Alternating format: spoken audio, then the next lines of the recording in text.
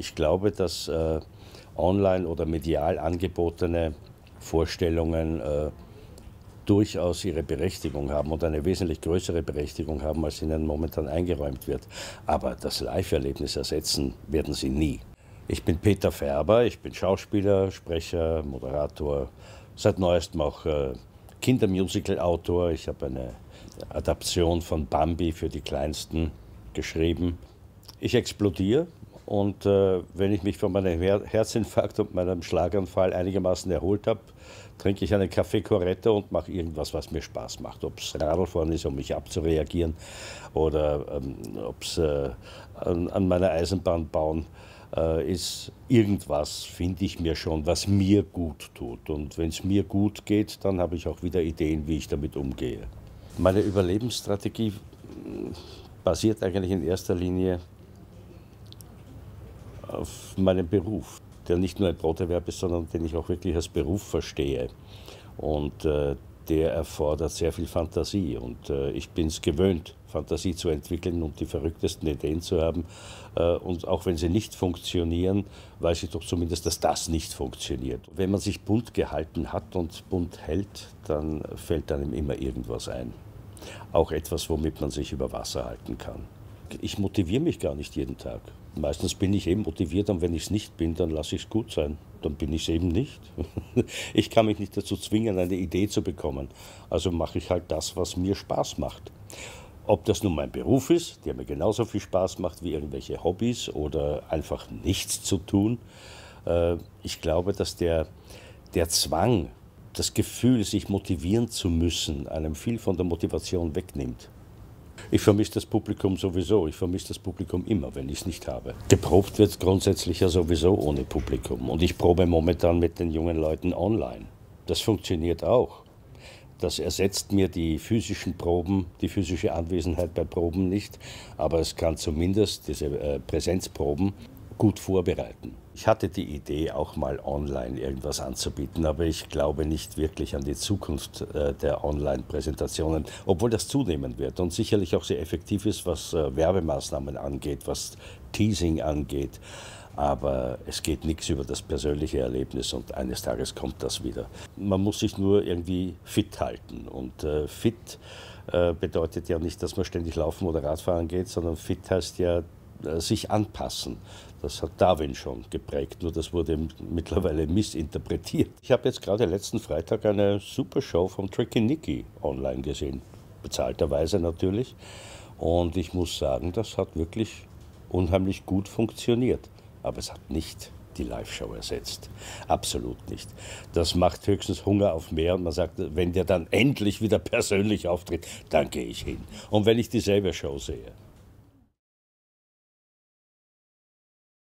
Sometimes it's pricey, sometimes it's complicated, but stick in there because that's the way forward. My name is Michael Persson-Gripkov and I'm Chief Officer of Brand and Strategic Relations at Visit Sweden. That includes sustainability and brand building. For Visit Sweden, sustainability has been at the heart of our communication for, I must say, since the beginning of 2002, I think it was, when we started looking at sustainability as one of the inspirations for building the Swedish brand as a destination. Because Sweden has always had sustainability as one of the USPs when it comes to the country, but of course also the destination.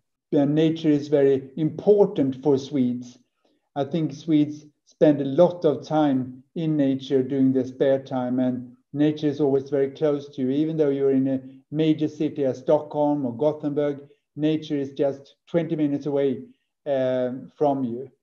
But also when it comes to sustainability, I think social sustainability when it comes to working conditions, when it comes to equality between genders, freedom to love whoever you want to, and also things like waste sorting, and also this healthy lifestyle that Swedes are known for when it comes to, for example, taking the bike to work instead of taking the bus or the car. That's a funny thing because I was interviewed by an Indian journalist for a while, and my country manager in India said, Michael, you must take your bike to work. She said, there is no managers in India who bike to their jobs. That's completely impossible. And I think that's part of the healthy lifestyle as well. You get a little bit of exercise, even though you're a manager or not, by going to work, for example. One of the sustainable experiences in Sweden would be, for example, the ice hotel in the very north of Sweden, where you spend the time in the hotel which melts every year, and everything is brought up in a sustainable way. And of course, to spend your vacation in the island of Royal Djurgården in Stockholm is another way to spend very sustainable vacation. We have also looked into destinations and into hotels all around Sweden, which are marked with nature best marking that are sustainable. So it's easy for the traveler and for the tourist to find sustainable destinations and hotels and places to stay. One of our projects in the pandemic has been the 72-hour cabin, where we have invited very stressed people from all around the world to come to Sweden to enjoy the nature, to spend time in nature. And what we have seen is then we've done a test that the pulse has gone down, the blood pressure has gone down after having spent 72 hours in Swedish nature. And what we have done also is to include that and do a campaign which shows 72 hours in nature, which gives the travelers different places to go to, which are in the nature, close to nature, where they can stress down and have a better life. Another initiative that we are communicating is the Edible Country, where we have placed 25 different tables all around Sweden. And you can book these tables and through different sites. And either you choose a chef that comes and helps you to cook the food. You fish the fish, you pick the mushrooms, and then you cook your food in the nature and eat in the nature outdoor. That's a very interesting initiative as well, which has been very popular during the pandemic. As you eat outside, as you are far away from other people, and it's also an invitation to the Swedish nature and sustainability. Sweden is a very, I would say, small destination for tourism. It has reached an all-time high every year since 2012 until 2019, before the pandemic. And we could see that what people are most interested in is the lifestyle, and I would say that includes the sustainable lifestyle, but also the nature. So those are the two USPs of Sweden.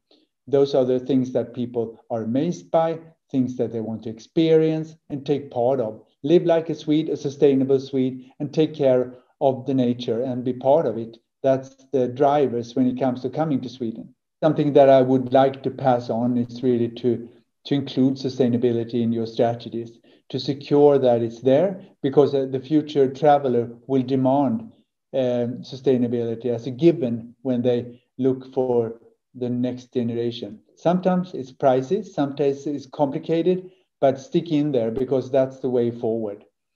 Also to strengthen the cooperation with the tourism industry, to help them grow, to give them knowledge, and to secure that you listen to them and learn from others in order to improve your sustainability performance.